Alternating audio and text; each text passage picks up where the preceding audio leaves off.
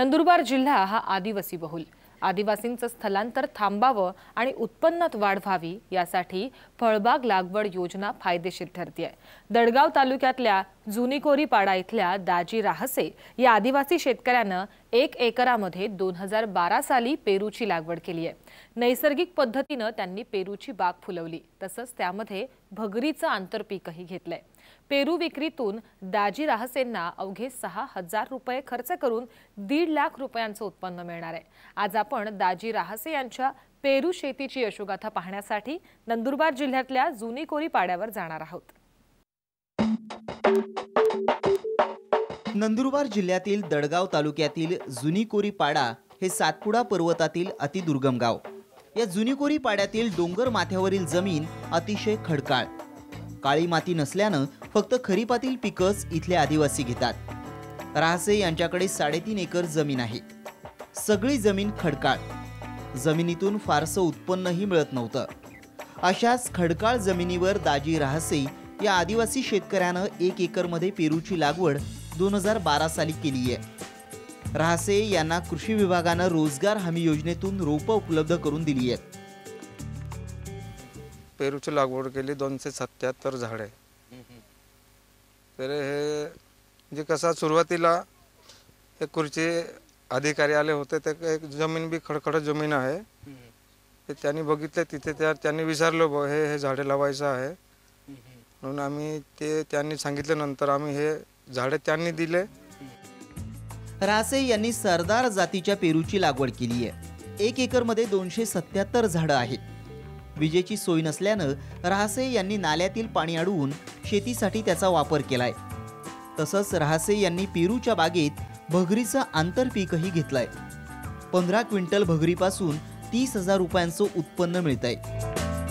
तर या अतिदुर्गम भागामध्ये इथे लाईटची सोय नाही आहे, तर इथे आम्ही नाला आहे, इथे 12 नाला पाणी वाहतो, तिथे आम्ही स्वतः तो पाणी अडवलं आणि पाणी अडवल्यानंतर आमचं लाईटचं सोय नसल्यामुळे आम्ही ऑइल इंजिन घेतला आणि ऑइल इंजिन वापर करून इथे बगर लावलं आम्ही या क्षेत्रामध्ये। तर आम्ही 10 ते 15 पायली हे आमचं पायलीनुसार हे बियाणं टाकलं याच्यात आणि उत्पन्न येतं त्याच्या 2,000 रुपये क्विंटल जातात याच्यात।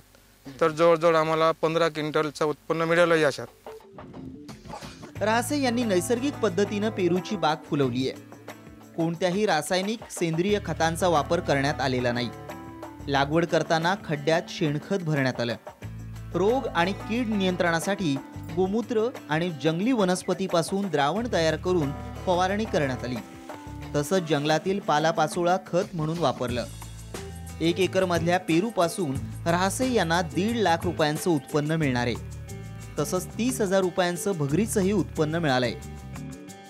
आणि जो फवारणी सुद्धा आम्ही इथे गोमूत्र असतो किंवा पालापाचोळा हे अशा औषधी बनवून आम्ही याच्यावर फवारणी करतो आणि याच्यावर आमचा दुसरा काही हे खत वापरलं नाही आम्ही याच्यात।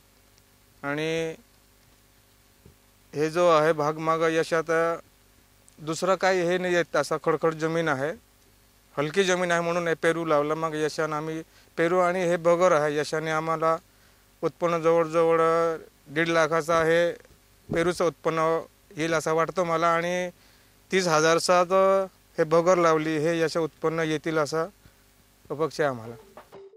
दाजी राहसे यांच्या पेरू शेतीमुळे उत्पन्नात वाढ होऊ लागली आहे। याआधी त्यांच्या परिवारातील सदस्य रोजगारासाठी गुजरातमध्ये जात होते, त्यामुळे आदिवासींनी फळबाग लागवडीकडे वळणं गरजेचं असल्याचं दाजी यांचा भाऊ रत्या राहसे सांगतो।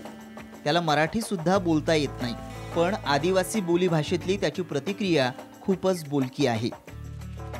कहीं ठिकाना नहीं कि ने हमें कौन सुधरानो न बोले हो कोडा पाई हो आज को होता कोई पाई हो तारा आपा ये तो होते तो हमें ठीक ठाक है हो। ये गुजरात झालो बंद को इतले दो गुजरात हम जाता ते पहला ते खेतम कमाई ठिकाणी ने गुजरात जातला एकदम। दडगाव तालुक्यातल्या आदिवासींचं उत्पन्न वाढावं यासाठी कृषी विभागातल्या अधिकाऱ्यांचं मोलाचं योगदान आहे। शतकोटी वृक्ष लागवड योजनेअंतर्गत 30 ते 40% आदिवासींनी पेरूची लागवड केली आहे। फळबाग लागवडीमुळे आदिवासींच्या उत्पन्नात वाढ होत असल्याची माहिती कृषी अधिकाऱ्यांनी दिली आहे. अगदी खडकाळ जमीन आणि मुरमाड याच्यात काळी मातीचं जरासुद्धा अंश नसलेलं आहे. ज्या वेळेस मी इथं या गावाची पाहणी केली त्या टायमाला या शेतकऱ्यांची पूर्ण मीटिंग घेतली. मीटिंग घेतल्यानंतर त्या शेतकऱ्यांना फळबागेविषयी माहिती दिली. ती फळबागेची योजना सांगताना पहिले इकडचे जे गावठी आंबे होते ते सोडून अगदी विखुरलेले, तर मग त्यांना पेरू लागवडीचं महत्त्व पटवून दिलं. महात्मा गांधी रोजगार हमी योजनेअंतर्गत जी शतकोटी वृक्ष लागवड जी योजना शासनाची जी योजना आहे त्या योजनेचं पूर्ण या शेतकऱ्यांना पटवून दिल्यानंतर प्रत्येक शेतकऱ्यांना योजना समजून सांगितले आणि शेतकरी हे पेरू लागवडीस तयार झाले. पेरू लागवड तयार झाल्यानंतर मे महिन्यात खड्डे खोदण्यासाठी आखणी करून दिली. खड्डे खोदले. त्याच्यानंतर जून महिन्यात शेणखताने, रासायनिक खत न वापरता शेणखताने खड्डे भरले आणि जुलै महिन्यात आपल्या फळ रोप वाटिका धळगाव येथून आपण जी पेरूची कलमं आहेत ते उपलब्ध करून दिली. ते लावल्यानंतर 12-13ला लावल्यानंतर जी पेरूची झाडं आहे ते 3ऱ्या आणि 4थ्या वर्षी उत्पन्न द्यायला सुरुवात होते. उत्पन्न द्यायला सुरुवात झाल्यानंतर सदरचे शेतकरी एकदम गरीब परिस्थिती हालाखीच्या यशात स्थानिक बाजारपेठेत जो भाव उपलब्ध होईल त्या भावाने घरोघरी डोक्यावर ते डालकं ठेवून घरोघरी विकायला सुरुवात करतात. सुरुवात केल्यानंतर त्यांचं जे उदरनिर्वाह या पेरूवरनं सुरुवात झालेली आहे. तसेच तर पूर्ण जे आदिवासी कुटुंब आहेत ते जवळपास तालुक्यातील 30 ते 40% लोकांनी लागवड केलेली.